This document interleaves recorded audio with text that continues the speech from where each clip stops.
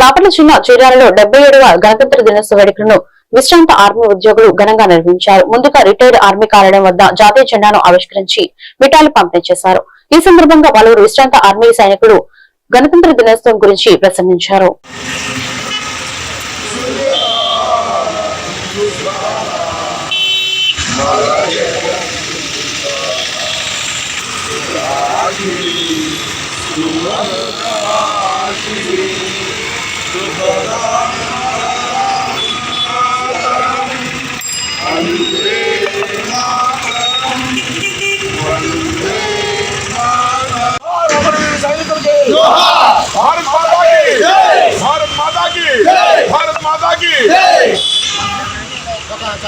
భారతదేశ మాజీ సైనికుల తరఫున ఈరోజు భారతదేశం అంతా కూడా 77వ గణతంత్ర దినోత్సవం జరుపుతున్నారు.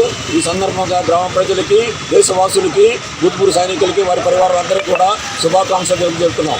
గణతంత్ర దినోత్సవం అనగా రిపబ్లిక్ డే అనగా మన అధికారాలు, మన కాన్స్టిట్యూషన్, మన విధానాలు, మన పరిపాలన విధానాలు అన్నీ కూడా రాజ్యాంగంలో రాసుకొని దాని ప్రకారంగా నడుచుకునే రోజు.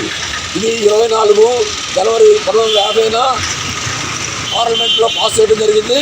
ఆ తర్వాత 26 జనవరి 1950 సంవత్సరం దీన్ని అమల్లోకి తీసుకురావడం జరిగింది.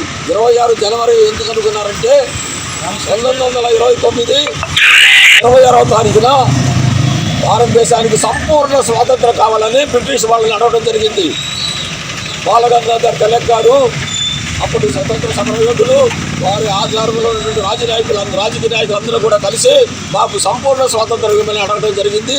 ఆ రోజు వీళ్ళు బిల్లు పాస్ చేశారు. అంతకుముందు బ్రిటిష్ వాడు ఏమన్నారంటే మీకు పార్షియల్ గవర్నమెంట్ స్వాతంత్రం ఇస్తాము, మేము అధికారం మా చేతిలో ఉంటుంది, మీరు చేతి కింద కీలుబొమ్మలాగా రాజ్యాన్ని వెళ్తారని చెప్పి వాళ్ళు పాస్ చేస్తే దానికి అగెనిస్ట్గా 26వ తారీఖున మీరు రాజకీయ నాయకులు, స్వాతంత్ర సమరయోధులు అందరూ కూడా కలిసి బాలగంగాధర్ గారి తిలక్ గారి ఆధ్వర్యంలో 26వ తారీఖున బిల్ పాస్ చేయడం జరిగింది. అందువల్ల